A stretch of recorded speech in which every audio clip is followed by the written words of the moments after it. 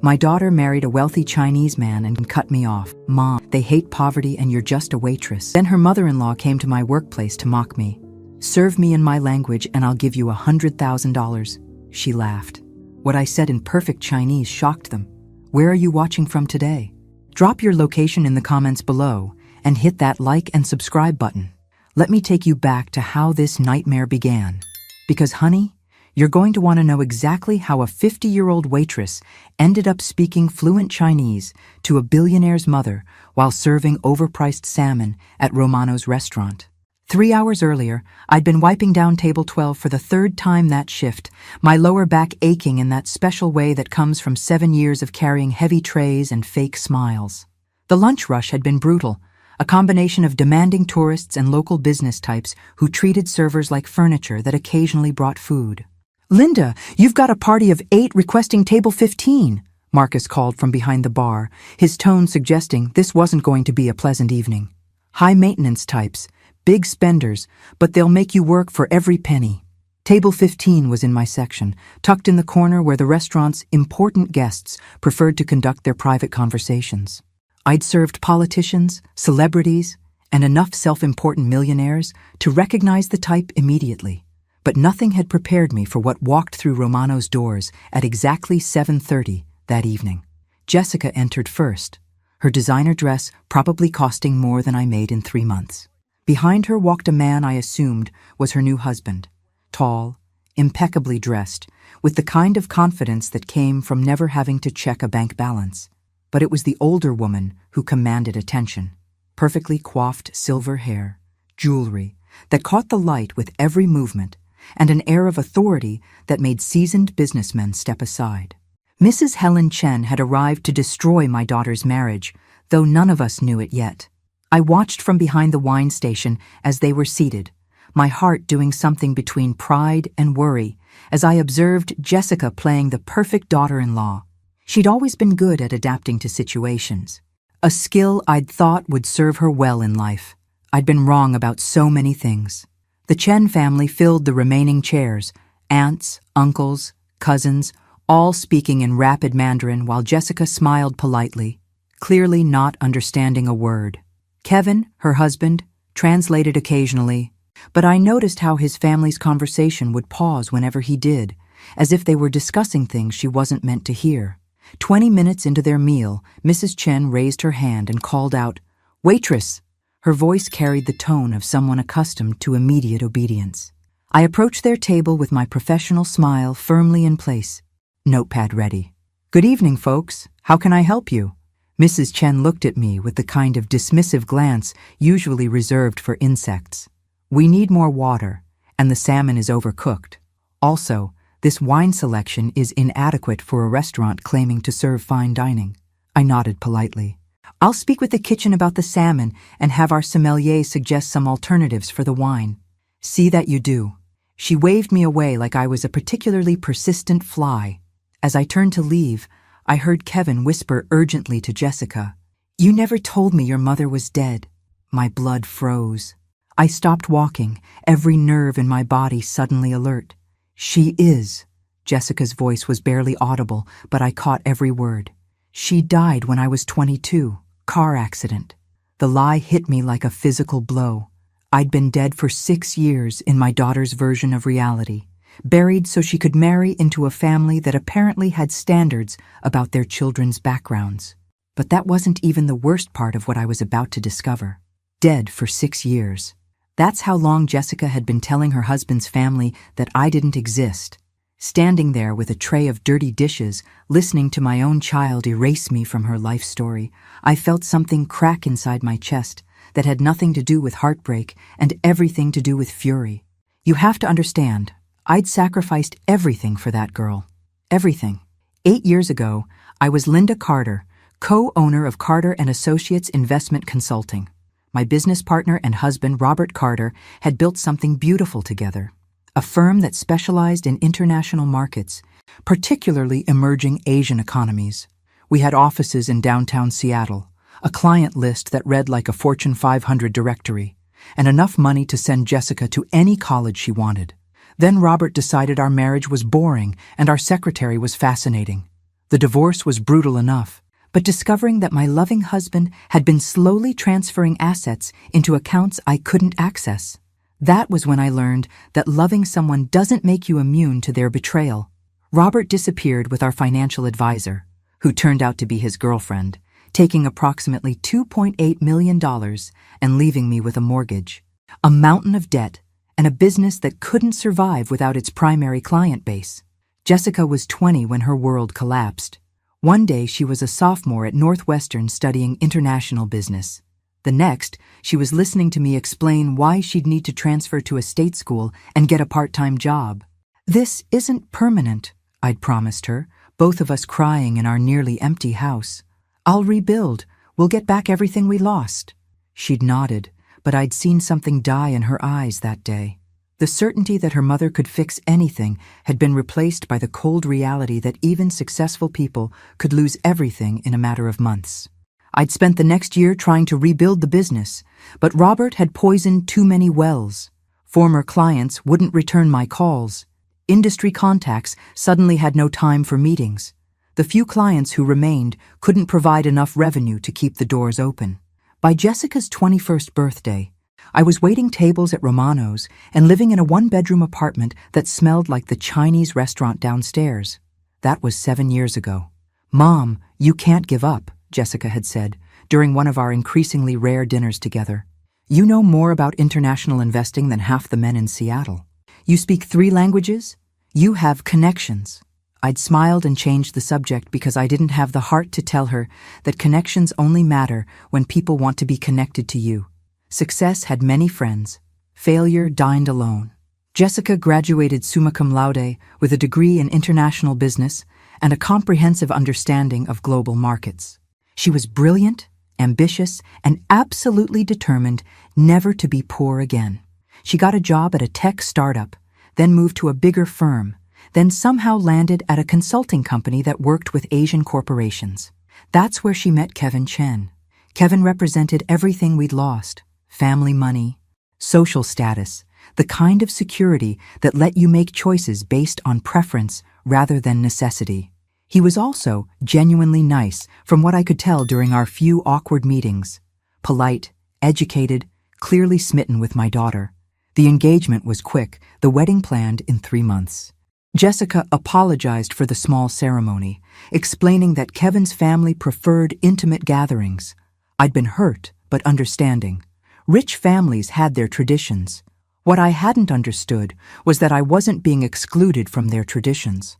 I was being excluded from existence entirely. She died when I was 22. Car accident. Standing in Romano's, watching my daughter nod sympathetically as her mother-in-law offered condolences for my fictional death, I felt 8 years of suppressed anger crystallize into something sharp and focused. Mrs. Chen was saying something about orphans and strength, how Jessica's tragic loss had probably contributed to her admirable independence. Kevin was squeezing Jessica's hand supportively, telling her how proud he was of how she'd overcome such devastating loss.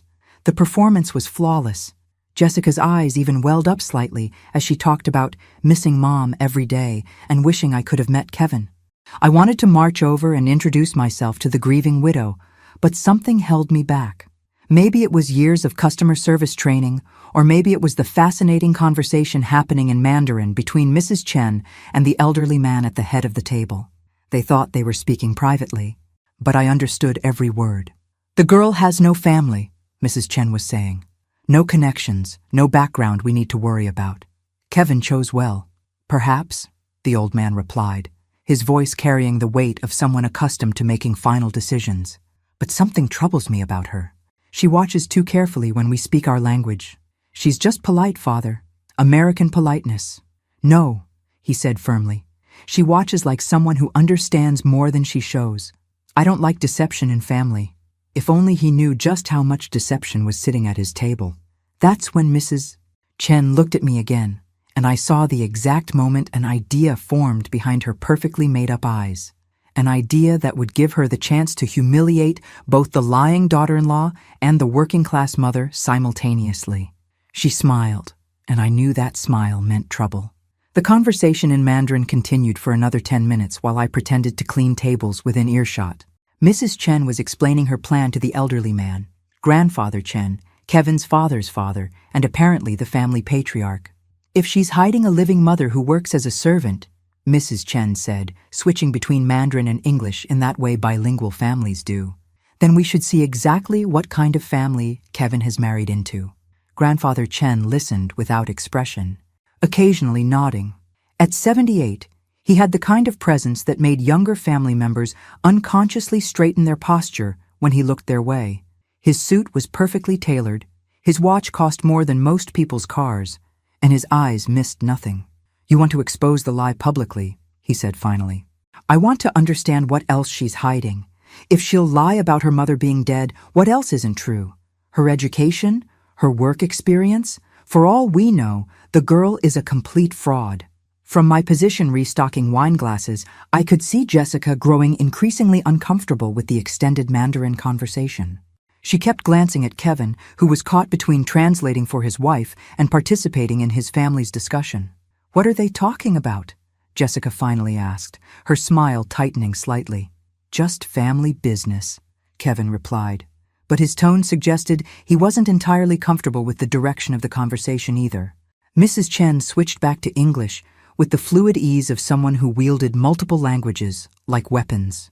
"Jessica, dear, Kevin tells us you studied international business." "Yes, at Northwestern." Jessica's answer was confident, no hint of the lie she'd been living. "And your specialization?"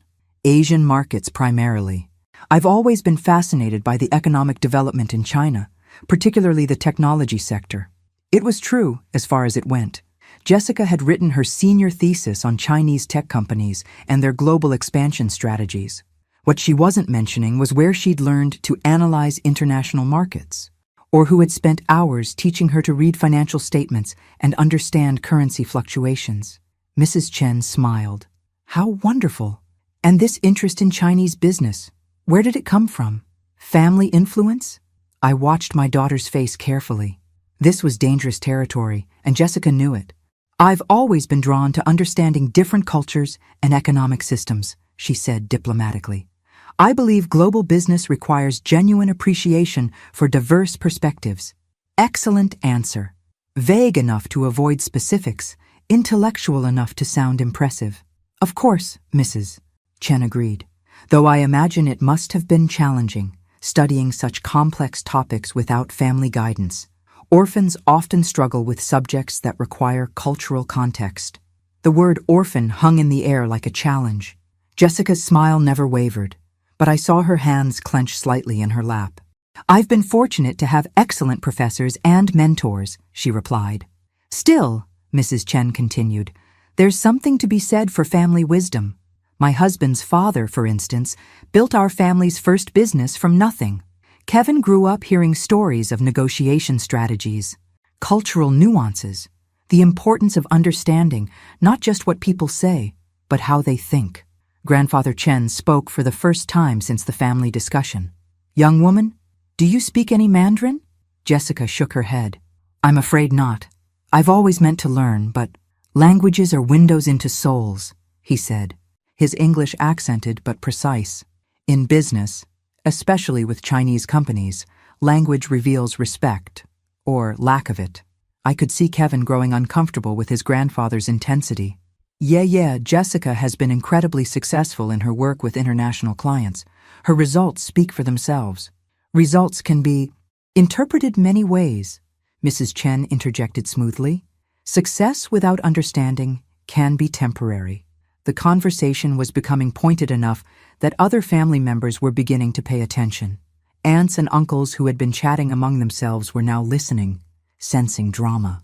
"Perhaps," Mrs. Chen said, her voice taking on the tone of someone about to make an announcement, "we should arrange a family dinner somewhere that provides an opportunity for Jessica to demonstrate her understanding of Asian business culture."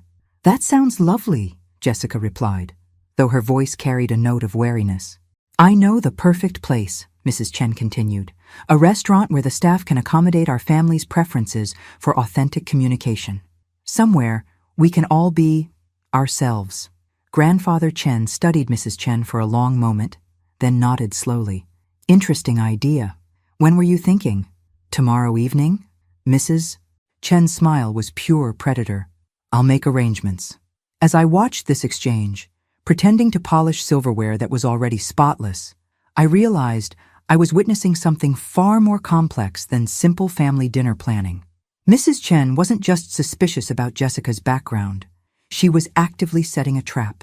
And based on the look in Grandfather Chen's eyes, he was curious enough to let her spring it.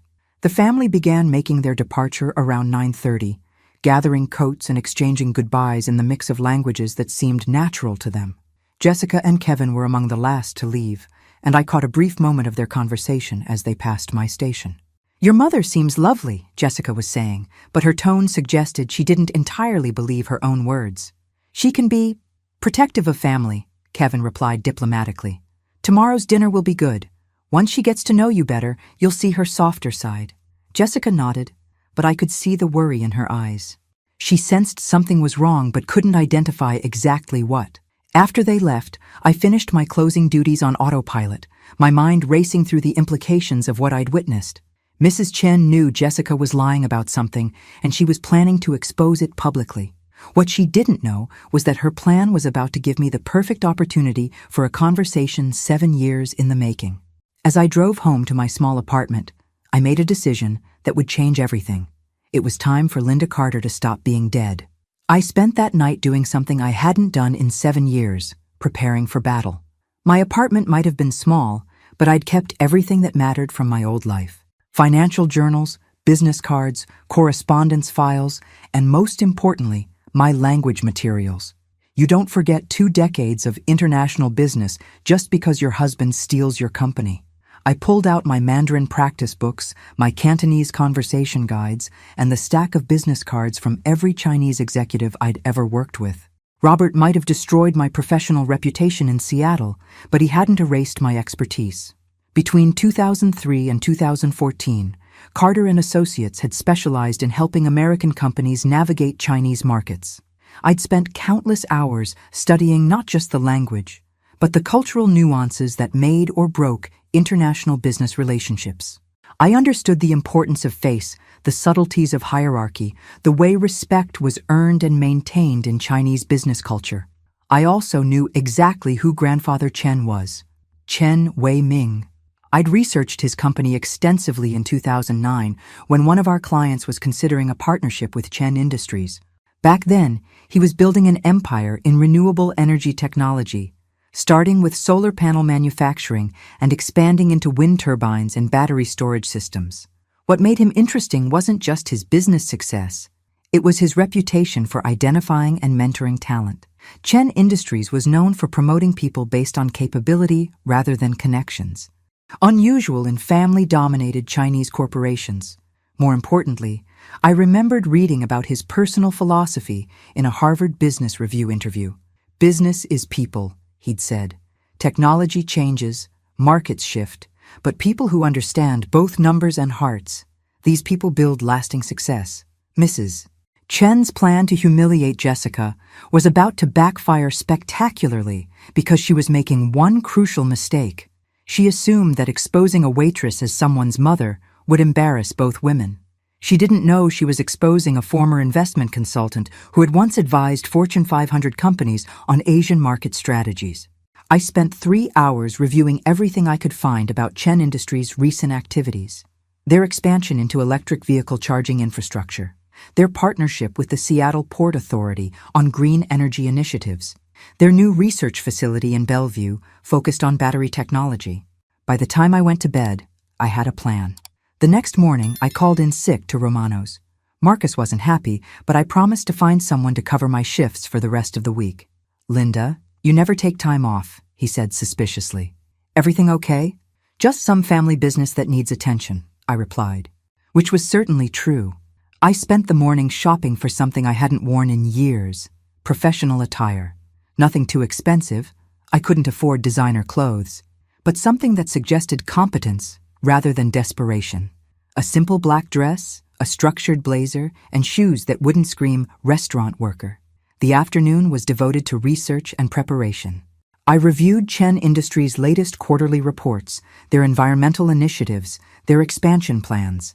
I studied recent interviews with Grandfather Chen, noting his opinions on American business practices and his concerns about sustainability. Most importantly, I prepared for the conversation I'd been wanting to have with Jessica for 6 years. At 5:30, I drove to Romano's and parked across the street where I could watch the entrance. Mrs. Chen had made reservations for 8 people at 7 o'clock, requesting the same corner table they'd occupied the night before. She'd specifically asked for the same waitress who served us yesterday evening. Marcus had confirmed that Linda Carter would be their server. Except Linda Carter was sitting in her car, watching Mrs. Chen's plan unfold exactly as expected. The Chen family arrived at 7 sharp, with Jessica and Kevin following 5 minutes later. Perfect timing, as if they'd coordinated their entrance for maximum impact. I waited another 10 minutes, giving them time to order drinks and settle into their seats. Then I walked into Romano's through the kitchen entrance, bypassing the hostess station entirely. Marcus spotted me immediately. "Linda, I thought you were sick." "I feel much better," I said, straightening my blazer. "Has the Chen party been seated?" "Yeah, table 15, just like they requested. Maria's been covering for you, but if you're feeling up to it, I'll take them," I said. "This is something I need to handle personally." I walked through the dining room with a confidence I hadn't felt in years, carrying myself like the business executive I'd once been rather than the invisible server I'd become. As I approached table 15, I could hear Mrs. Chen speaking in Mandarin, her voice carrying that particular tone of anticipation that suggested she was about to spring her trap. "The girl still doesn't understand us," she was saying. "Perfect. When her mother arrives, we'll have the entire conversation in front of her. Kevin will finally see what kind of family he married into." Jessica was looking increasingly uncomfortable, glancing around the restaurant as if sensing danger but unable to identify its source. Grandfather Chen sat quietly, observing everything with the patience of a man who had spent decades making calculated decisions. I stopped beside their table, notepad ready, and smiled. "Good evening, everyone. I'm Linda, and I'll be your server tonight." Jessica looked up, and I watched 7 years of lies collide with reality in her eyes. The moment of recognition was electric. Jessica's face went completely white, then flushed red, then white again. Her mouth opened, but no sound came out. Mrs. Chen, who had been watching Jessica's reaction with satisfaction, turned to see what had caused such a dramatic response. "This is our waitress from last night," she said pleasantly, not yet understanding what was happening. "Yes," I replied in perfect Mandarin, my voice calm and professional. "Though I believe last night you mentioned something about generous tips for proper language service." The silence that followed was profound. Mrs. Chen's eyes widened as she realized I'd understood every word of their previous conversation. Grandfather Chen leaned forward slightly, his expression shifting from polite disinterest to genuine curiosity. And Jessica finally found her voice. "Mom?" she whispered. The word hung in the air like a confession. Mrs. Chen's face went through several expressions in rapid succession. Confusion, realization, then something that looked remarkably like embarrassment. She'd been caught discussing her daughter-in-law's supposedly dead mother in front of said supposedly dead mother, in a language she'd assumed said supposedly dead mother couldn't understand. "I see there's been some confusion," I said, still speaking in Mandarin, addressing Mrs. Chen directly. "Your daughter-in-law appears to have told you I was deceased. I can assure you that reports of my death have been greatly exaggerated." Grandfather Chen actually smiled at that, a slight upturn of his lips that suggested he appreciated both the language skills and the literary reference. Kevin looked like he was going to be sick. He stared at Jessica, then at me, then back at Jessica. "Jess," he said quietly, "you told me your mother died in a car accident." Jessica started, then stopped. There was no good way to explain this. Mrs. Chen recovered her composure with impressive speed. "Well," she said, switching to English, "this is certainly unexpected." "Isn't it?" I agreed, also switching to English for Kevin's benefit. "Though, I understand you made a rather interesting offer last night about language service and tips." The rest of the Chen family was watching this exchange with fascination. Clearly, this wasn't the usual family dinner conversation. "You speak Mandarin fluently," Grandfather Chen observed, his tone neutral but interested. "I also speak Cantonese and basic Japanese," I replied. "It was necessary for my work in international business consulting." What kind of consulting? He asked. Jessica made a small noise that might have been a whimper. Asian market analysis, primarily. I specialized in helping American companies understand Chinese business culture and investment opportunities. I paused deliberately, before my husband stole my company and disappeared with my business partner. The honesty was tactical. Better to control the narrative than let someone else discover the details. Ah, Grandfather Chen said, and that single syllable contained volumes of understanding. Betrayal is expensive. Indeed, which is why I've been working here for the past 7 years, rebuilding my life one table at a time. Mrs. Chen had been listening to this exchange with growing awareness of how badly her plan had backfired. Instead of exposing a shameful secret, she'd revealed a woman with exactly the kind of background and experience that the Chen family respected. Jessica, Kevin said, his voice strained. Why would you lie about this? My daughter looked around the table, surrounded by her husband's family, all of them waiting for an explanation that would make sense of the past 24 hours. She started again, then took a deep breath. I was ashamed. The words came out barely above a whisper, but they carried across the table clearly. Ashamed of what? Kevin asked. Of how far we'd fallen.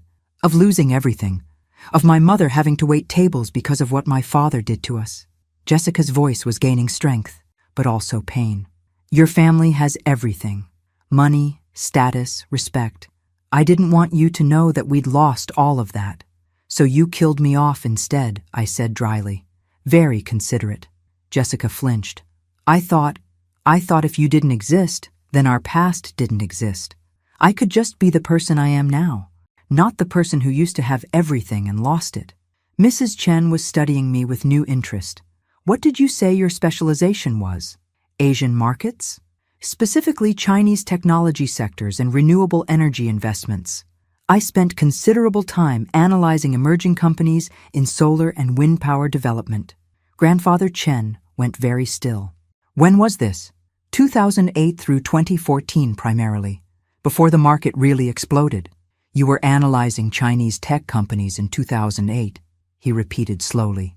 Among others, there was one company I found particularly interesting, Chen Industries.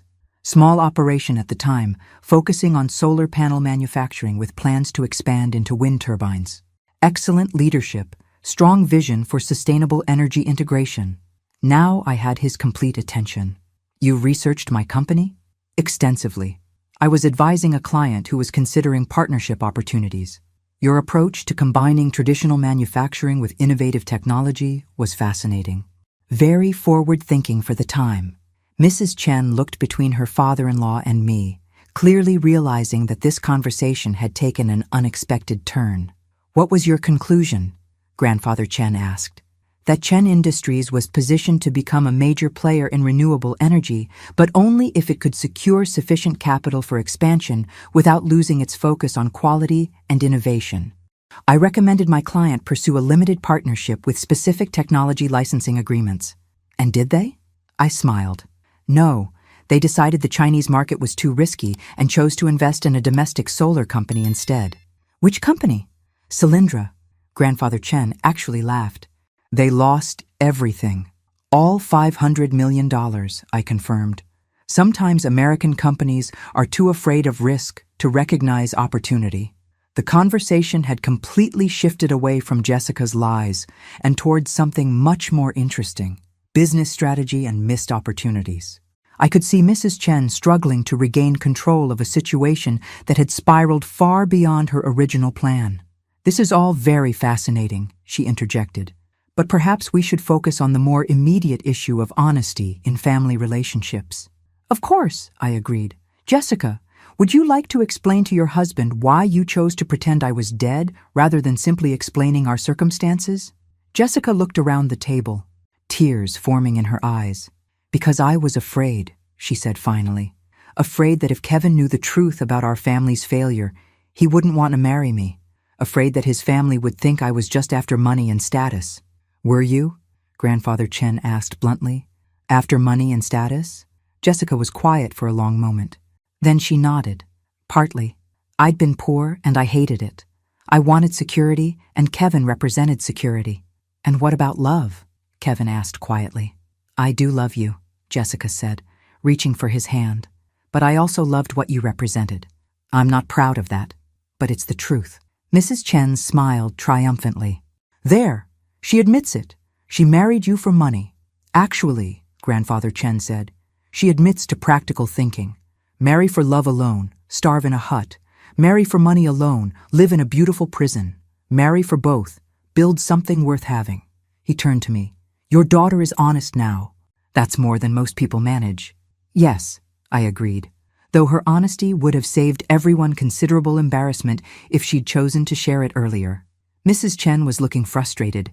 Her plan to expose and humiliate had instead led to what seemed like a family therapy session with business networking opportunities. The question now, Grandfather Chen continued, is what we do with this information.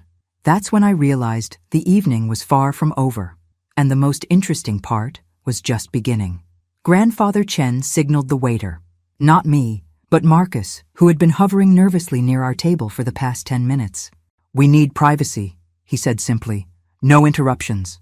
Marcus nodded and immediately moved other diners away from nearby tables, understanding that some conversations required space.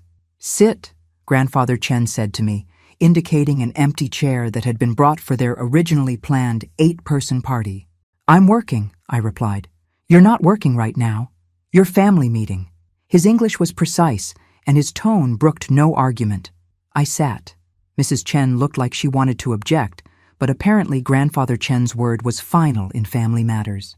Now, he said, focusing on Jessica and Kevin, we discuss truth, all truth. No more lies, no more shame, no more hiding. He turned to Jessica first. You lied about your mother because you were afraid we would judge your family's poverty, correct? Jessica nodded miserably. And you, he said to Kevin, you never asked difficult questions because you preferred comfortable lies, correct? Kevin flushed, but nodded as well. And you, he said to Mrs. Chen, you suspected lies, but chose public humiliation instead of private conversation, correct? Mrs. Chen's lips tightened, but she nodded. All of you made choices based on fear and pride, very expensive emotions in business and family. He leaned back in his chair. Now we fix problems with facts instead of feelings. He turned to me.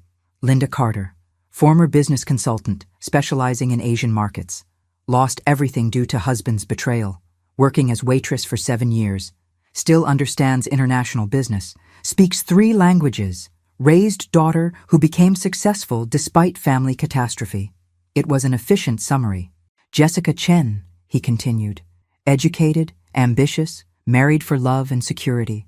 Intelligent enough to lie convincingly for 6 months, which requires considerable planning and emotional control.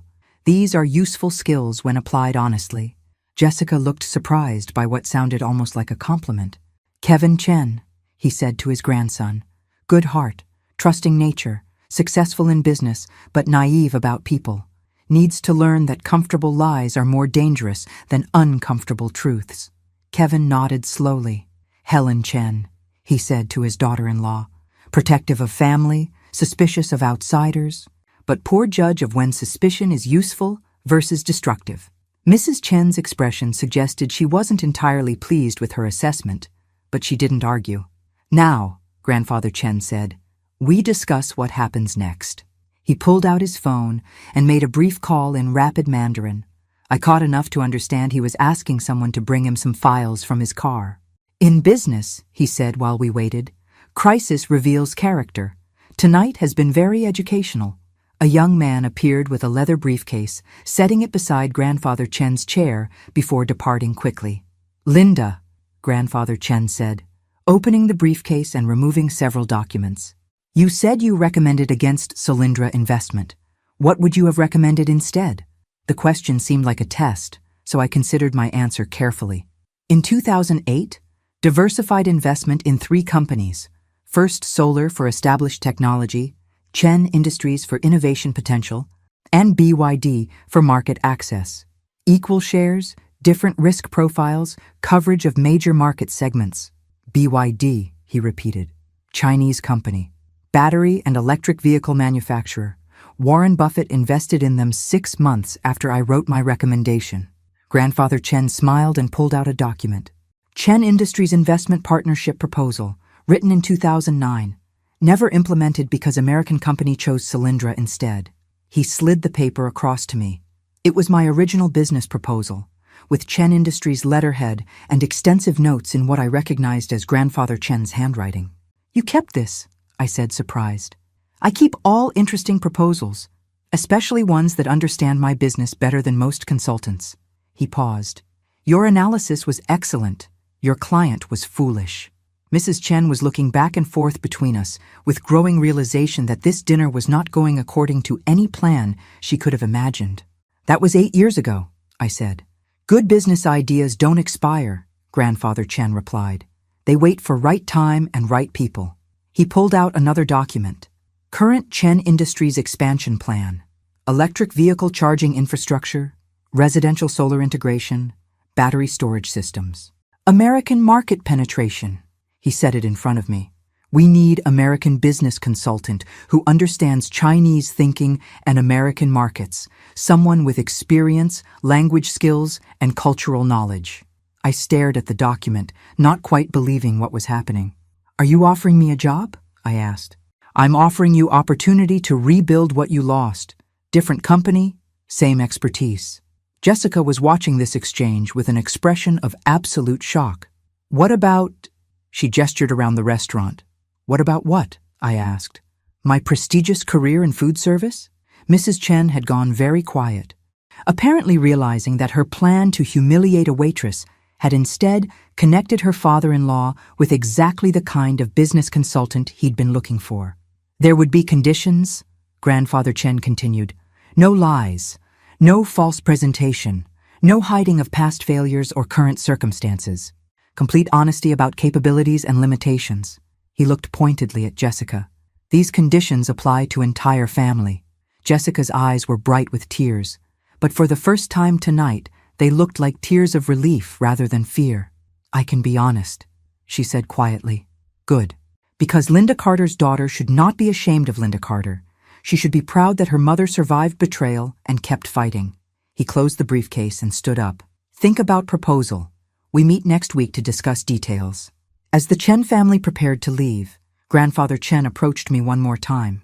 "Your husband was foolish man," he said quietly. "He threw away excellent business partner and excellent woman. His loss creates opportunity for people who recognize value."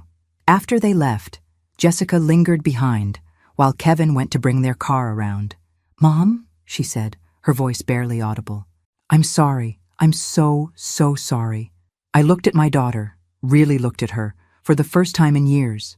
"You should be," I said. "But sorry doesn't fix anything. What matters now is what you do next." "What do I do next?" "You learn to tell the truth, even when it's inconvenient. You learn to be proud of your family, even when we're not perfect. And you learn that running away from problems doesn't make them disappear." She nodded, tears streaming down her face. "Also," I added, "you learn to speak Mandarin. If you're going to be part of this family, you should understand what they're saying about you." Despite everything, Jessica smiled. For the first time in 7 years, it felt like my daughter was actually glad to see me alive.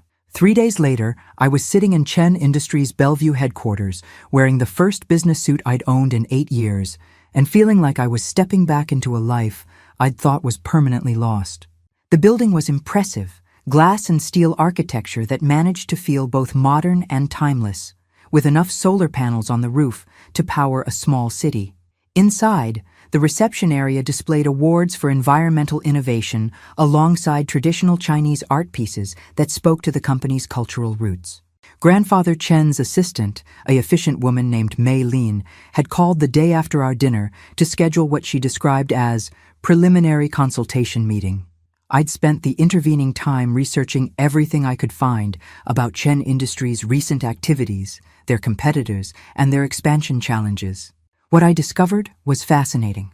The company had grown exponentially since my 2009 analysis, but their American market penetration was still limited by cultural and regulatory barriers that I was uniquely positioned to help them navigate. "Mr. Chen will see you now," Mei Lin said, leading me through a corridor lined with photographs of renewable energy installations around the world. Grandfather Chen's office was surprisingly simple: a large desk, comfortable chairs, and floor-to-ceiling windows overlooking the Seattle skyline. No ostentatious displays of wealth, just the tools necessary for serious business. "Linda," he said, rising to greet me, "thank you for coming. Thank you for the opportunity." He gestured to a chair across from his desk. "Before we discuss business, I want to understand something. Why did you accept meeting?" It was a fair question. "Because you're offering me a chance to use skills I'd thought were permanently obsolete, and because your company is exactly the kind of operation I'd always hoped to work with." "Not because of Jessica?" "Partly because of Jessica," I admitted, "but mostly because I've spent 7 years waiting tables and I'm tired of being invisible." He nodded approvingly. "Good answer. People who work only for family become weak. People who work only for money become cruel. People who work for both become strong." He opened a folder on his desk. "I researched Linda Carter and Carter and Associates. Very thoroughly." I felt my stomach tighten. "And? Your former clients speak highly of your work, even after 8 years. Your analysis was consistently accurate, your cultural insights valuable, and your language skills excellent." He paused. "They also speak poorly of your husband. Universally. Seems he burned many bridges after taking your money." "Robert was always better at charm than character," I said. "Character reveals itself under pressure," Grandfather Chen agreed. "Which brings me to current situation." He slid several documents across the desk. "Chen Industries' American Expansion Plan. 3 phases over 5 years. Solar residential installation, commercial battery storage, electric vehicle charging infrastructure." I reviewed the materials quickly, noting market analysis, financial projections, and regulatory considerations. "Ambitious timeline," I said. "What's driving the urgency?" "Competition. American companies finally realizing renewable energy is not temporary trend. If we wait, market becomes more difficult to enter." "And the challenges?" "Same as always. American businesses don't trust Chinese companies. Regulatory approval takes too long. Local partnerships require cultural understanding we don't have." I looked up from the documents. "These are solvable problems. With right consultant," he agreed. "Someone who understands both sides, someone who can translate not just language, but thinking." "What kind of role are you envisioning?" "Senior consultant, American business development, direct reporting to me, salary commensurate with responsibility." He named a figure that made me blink. It was more than I'd earned at the height of Carter and Associates' success. "That's generous," I managed. "Not generous. Practical. Good consultants cost money. Bad consultants cost more money. I prefer first option." "And Jessica?" I asked. "How does my working for your company affect her situation with the family?" Grandfather Chen was quiet for a moment. "Jessica created problem by lying. She fixes problem by proving she can be trusted. Your work performance is separate issue. But if I fail, if you fail, you fail. If Jessica fails, she fails. Success and failure are individual responsibilities." It was a refreshingly clear arrangement. "I'd like to review the materials more thoroughly before giving you an answer," I said. "Of course, take 1 week. But Linda," he paused, "understand that this opportunity exists because you demonstrated expertise and honesty when tested. These qualities are rare." As I gathered the documents, Grandfather Chen asked one final question. "What was biggest mistake your husband made, in business terms?" I thought about it. He confused taking advantage of people with being smart. He thought short-term gains were more important than long-term relationships. "And what was your biggest mistake?" That was harder to answer honestly. I trusted someone to value our partnership as much as I did. I didn't protect myself against betrayal. Good answers. Trust is necessary for business, but verification is necessary for survival. Walking back to my car, I felt something I hadn't experienced in 8 years: professional excitement. The Chen Industries project was exactly the kind of complex, challenging work that I'd always loved. International business development, cultural bridge building, market analysis, everything I was genuinely good at. But more than that, it was a chance to rebuild my life on my own terms, using my own skills without depending on anyone else's loyalty or honesty. My phone buzzed with a text from Jessica. "Kevin told me about your meeting. I'm proud of you, Mom, and I'm sorry it took so long for me to say that." I smiled and typed back, "Pride isn't something you give someone. It's something you earn. But thank you. For the first time in 7 years, I felt like Linda Carter was coming back to life, and this time I wasn't sharing ownership with anyone. I spent the next week preparing for what felt like the most important business decision of my life. The Chen Industries documents revealed a company at a crucial expansion point, successful enough to take significant risks, but not so established that failure wouldn't be costly. Their American market penetration strategy was smart but incomplete. They understood the technical challenges of renewable energy infrastructure, but they underestimated the cultural and political complexities of doing business in the United States as a Chinese company. That's where my expertise would be invaluable. On Friday morning, I called Mei Lin to schedule a follow-up meeting. "Mr. Chen can see you Monday at 10, she said. "He's asked that you prepare a preliminary assessment of the market entry challenges." That weekend, I worked harder than I had in years, analyzing market data, regulatory requirements, and competitive landscapes. I also spent considerable time researching public perception of Chinese companies in American markets, because success would depend as much on managing public relations as on delivering quality products.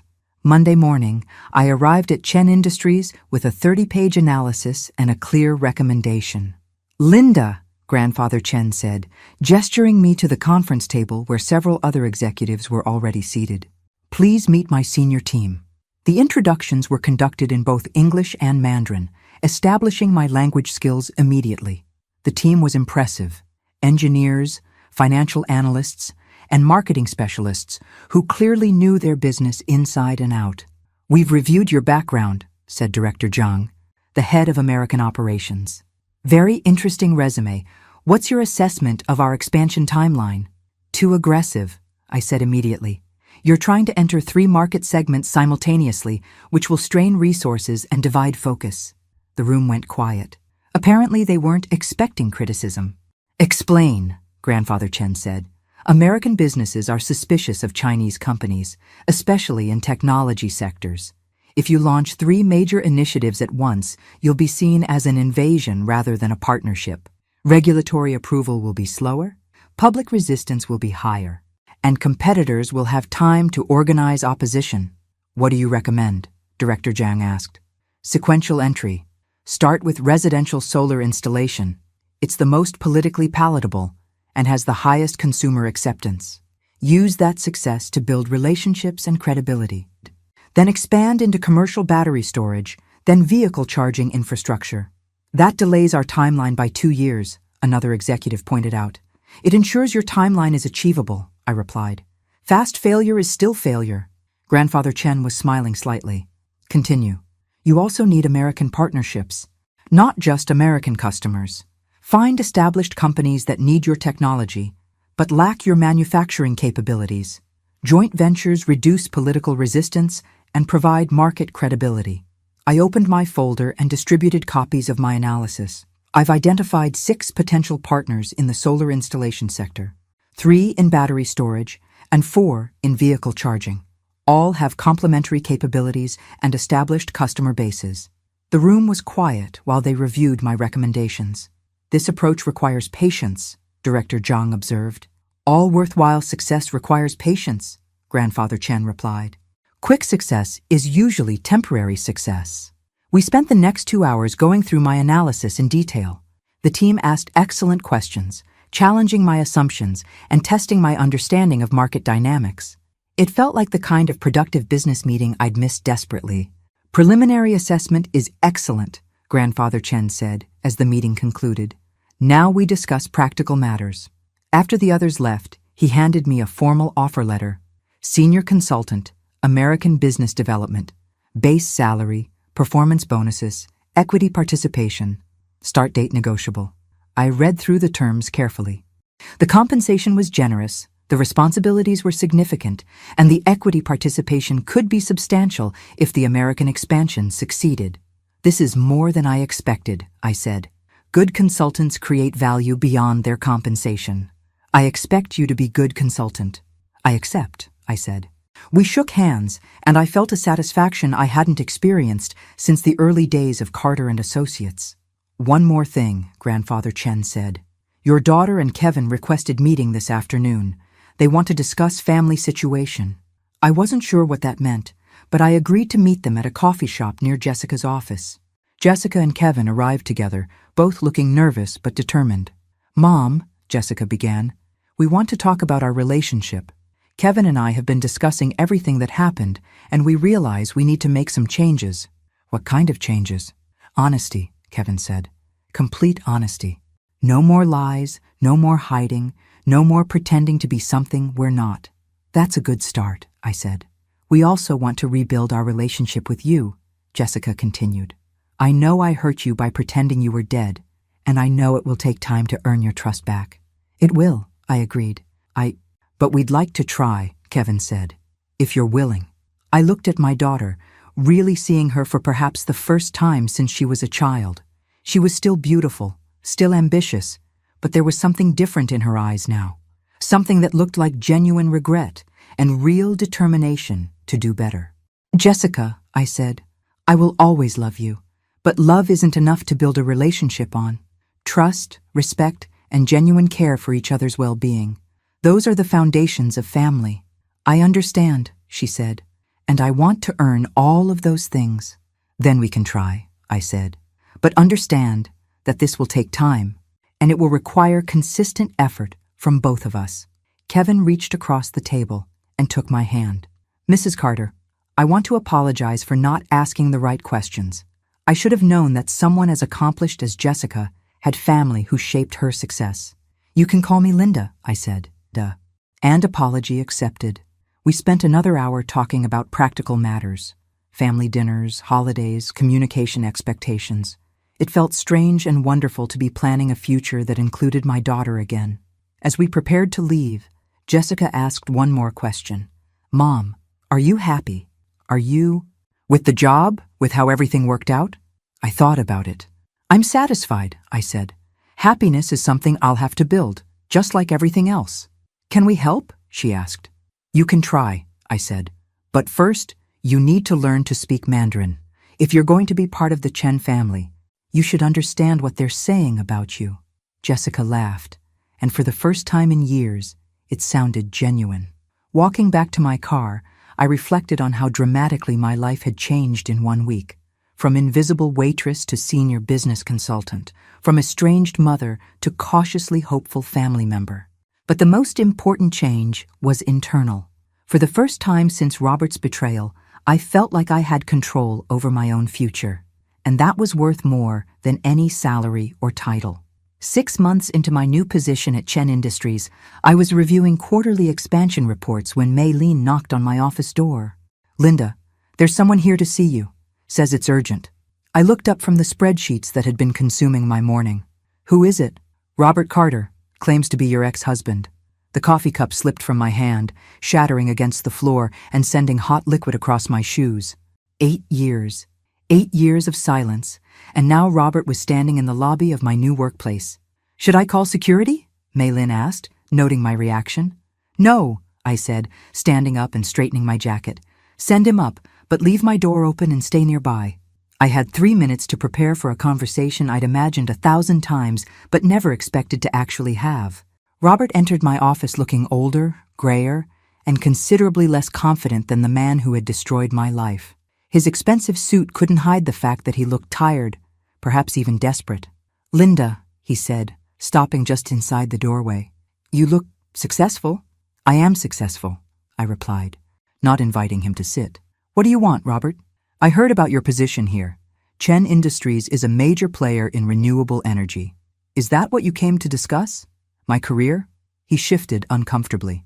"I came to talk about us, about what happened, about making things right." The audacity was breathtaking. "Making things right? I know I made mistakes." "You didn't make mistakes, Robert. You committed calculated theft. You stole our company, our money, and 8 years of my life." "Linda, please. Let me explain." "Explain what?" "How you systematically transferred assets into accounts I couldn't access. How you convinced our financial advisor to help you while she was sleeping with you. How you left me with nothing but debt and a mortgage I couldn't pay." Robert flinched at each accusation, but he didn't deny them. "I was in a difficult situation," he said finally. "The business was struggling. I thought I could fix things. Make it profitable again. By stealing from your partner and wife? By taking control before everything collapsed? I stared at him. Is that honestly how you've been justifying this to yourself? That you were saving the company by stealing it?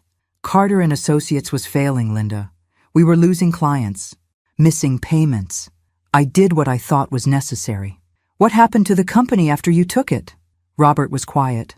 What happened, Robert? It didn't work out as planned. The company failed within 2 years, I said. You destroyed everything we'd built for nothing. The market was difficult. The market was fine. You were the problem. You were always the problem. Mei Lin appeared in the doorway. Linda, Mr. Chen is here for your 2 o'clock meeting. Perfect timing. Grandfather Chen entered my office, took one look at Robert, and immediately understood that this was not a business meeting. Grandfather Chen, I said in Mandarin, this is Robert Carter, my former husband and business partner. He was just leaving. Grandfather Chen studied Robert with the kind of attention usually reserved for potentially dangerous insects. Mr. Carter, he said in accented English, I have heard much about you. None of it favorable. Robert looked between us, clearly realizing that this was not going to be a private conversation. Who is this? Robert asked me. This is Chen Wei-ming, founder and chairman of Chen Industries, my employer, and the man whose company is worth more than anything you could ever dream of building. The introduction was pointed. Robert had always been impressed by wealth and status, and Grandfather Chen represented both in quantities that dwarfed anything Robert had ever achieved. Mr. Chen, Robert said, extending his hand, I'm pleased to meet you. I actually founded the company where Linda learned her consulting skills. Grandfather Chen ignored the offered handshake. You founded nothing, he said calmly. You stole from partner, destroyed business, and abandoned responsibilities. These are not actions of founder. These are actions of thief. Robert's face flushed. I don't think you understand the complexities of the situation. I understand perfectly. Man who betrays business partner will betray anyone. Man who steals from wife has no honor. Man who defends these actions has no character. The assessment was delivered without emotion, which somehow made it more devastating than if it had been angry. Linda, Robert said, turning back to me, can we talk privately? No, I said. You forfeited the right to private conversations when you stole my company and disappeared. I didn't disappear. I've been in Portland, running a consulting business. Successfully? Grandfather Chen asked. Robert hesitated. It's been challenging. Translation, I said. It failed, just like everything else you touched after leaving me. Linda, that's not fair. Fair? I stood up, my voice rising. You want to talk about fair? Fair would have been discussing our financial problems instead of stealing from me. Fair would have been divorce proceedings that didn't leave me homeless. Fair would have been any consideration for the woman who helped you build everything you stole. Robert looked around my office, taking in the expensive furniture, the view of Seattle's skyline, the awards and certificates that represented my success. You've done well for yourself, he said finally. I've rebuilt what you destroyed, I corrected him. Without your help, without your money, and without your approval. I'm glad, he said, and for a moment he sounded sincere.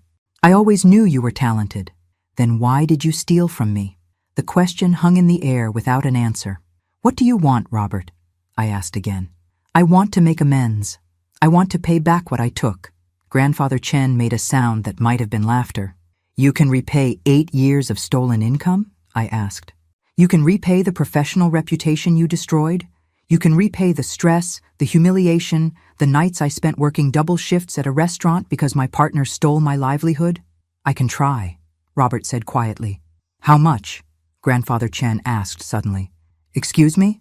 How much money do you have to repay debt to Linda? Robert hesitated. I don't have liquid capital right now, but how much? Grandfather Chen repeated. Maybe 50,000 if I liquidate some assets. The silence that followed was profound. Original theft was $2.8 million, Grandfather Chen said. Interest over 8 years, lost income, damaged reputation, total debt approximately $15 million. Robert went pale.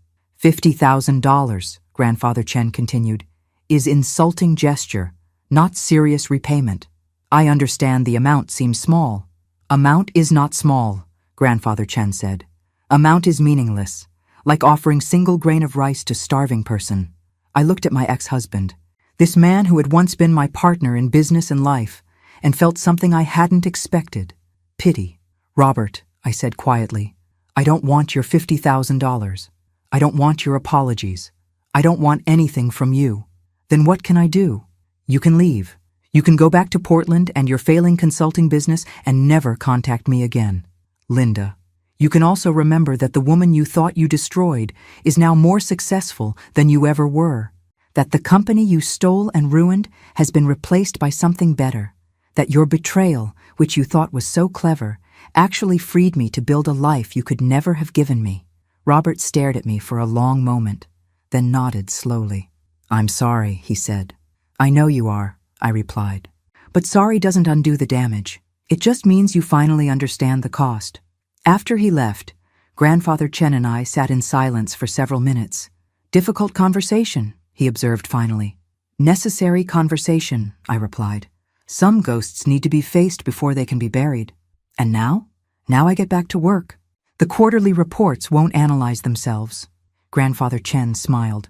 Good answer. Past creates lessons, not limitations. That evening, I called Jessica to tell her about Robert's visit. How do you feel? She asked after I'd described the conversation. Relieved, I said, surprised by my own answer. For 8 years I've been angry at a memory. Today I realized that the memory was more powerful than the reality. What do you mean?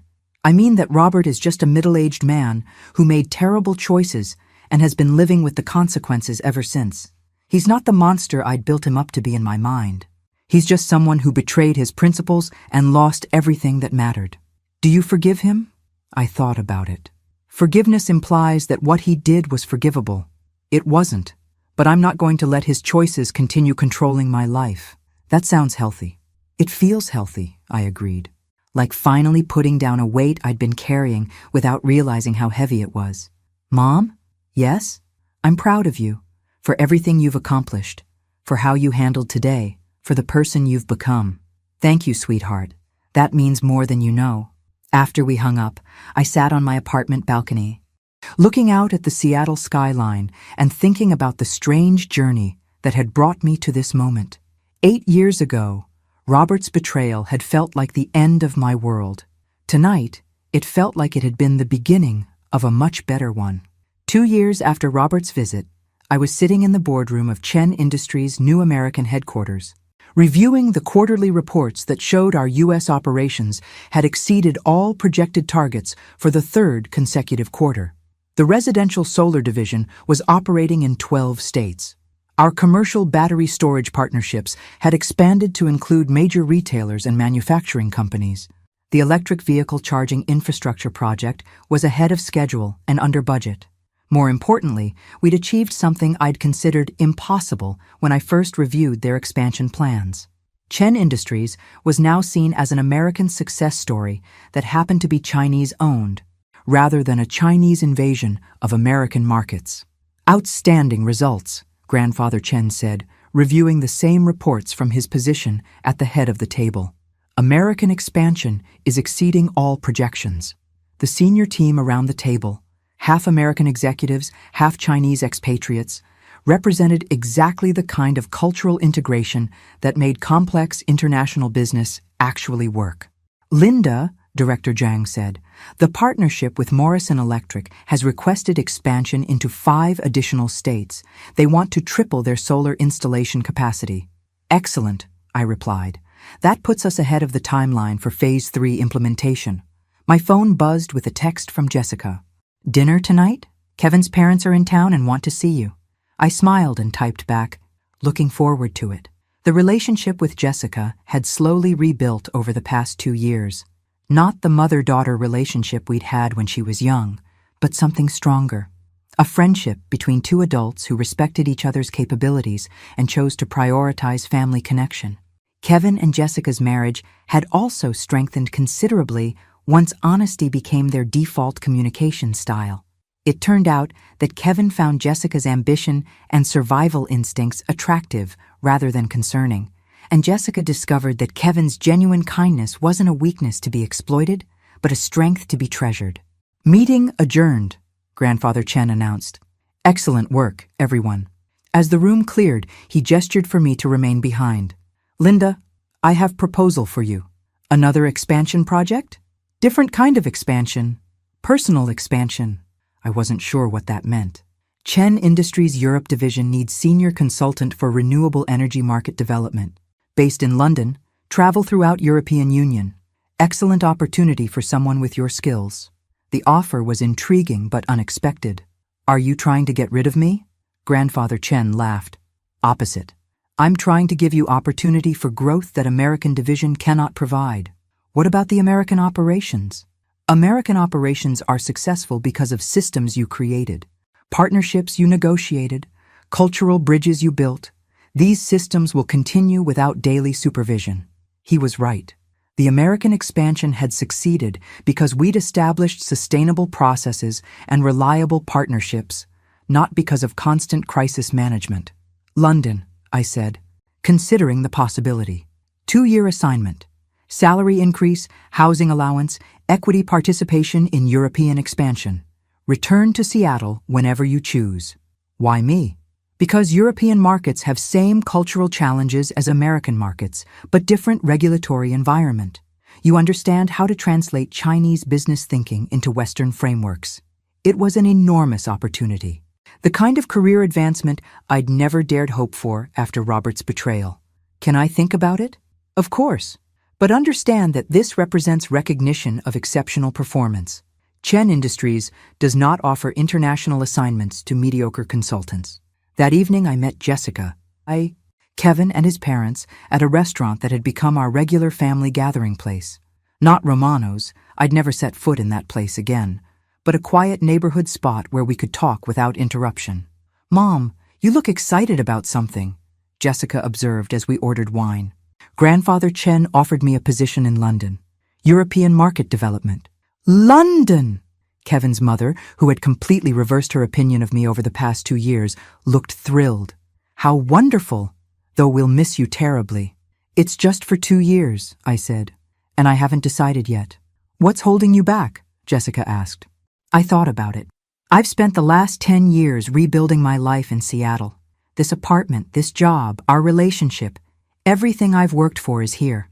Mom, Jessica said gently, 2 years ago you were waiting tables and we hadn't spoken in 6 years. Look how much can change when you take chances on new opportunities. She was right. Of course.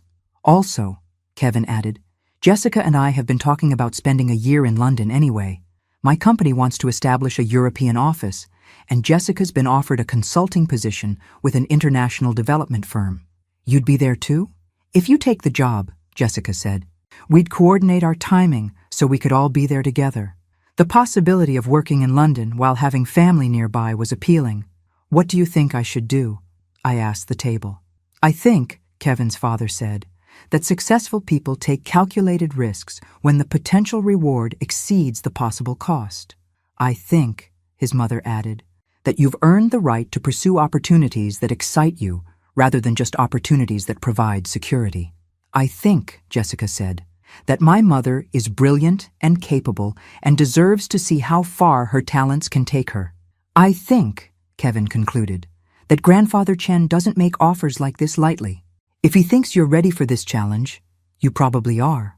Looking around the table at these people who had become my family, not through birth or obligation, but through choice and effort, I realized something important.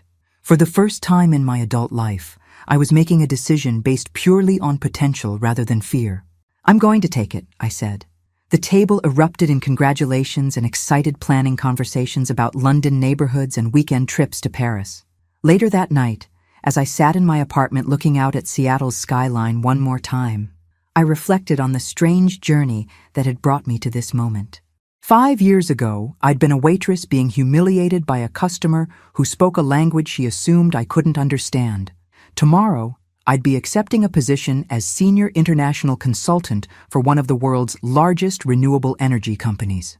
The transformation had nothing to do with luck and everything to do with recognizing that my knowledge, skills, and experience had value, regardless of what other people chose to see. I picked up my phone and called Grandfather Chen. "I accept your offer," I said when he answered. "Excellent decision. When can you start?" "Give me 2 months to transition my current projects and find someone to cover my apartment." "Done. Welcome to Chen Industries Europe, Linda Carter." After hanging up, I poured myself a glass of wine and made a toast to my empty apartment. "Here's to second chances," I said aloud, "and to never letting anyone make you invisible again." The reflection in my window showed a 52-year-old woman who had lost everything and rebuilt it into something better than she'd ever imagined possible. Sometimes the best revenge isn't destroying the people who hurt you. Sometimes it's thriving so completely in their absence that you forget they ever existed. And sometimes, if you're very lucky, it's discovering that the end of one story is just the beginning of a much better one. 5 years later, I'd be sitting in my London office, reading an email from Jessica about her promotion to partner at her consulting firm, while reviewing expansion plans for Chen Industries' entry into the African renewable energy market. But that's a story for another day. Today's story ends with a woman who learned that being underestimated is only a disadvantage if you believe it yourself. And I'd stopped believing it the moment I answered Mrs. Chen's challenge in perfect Mandarin and watched her realize that the waitress she'd tried to humiliate was actually the consultant her family needed. Some lessons are worth 7 years of waiting tables to learn. Some victories are worth a lifetime of preparation. And some conversations change everything, especially when you have the perfect words ready in exactly the right language. Where are you watching from today? Thank you for joining me on this journey. Like and subscribe if my story reminded you that it's never too late to reclaim your power and rewrite your ending.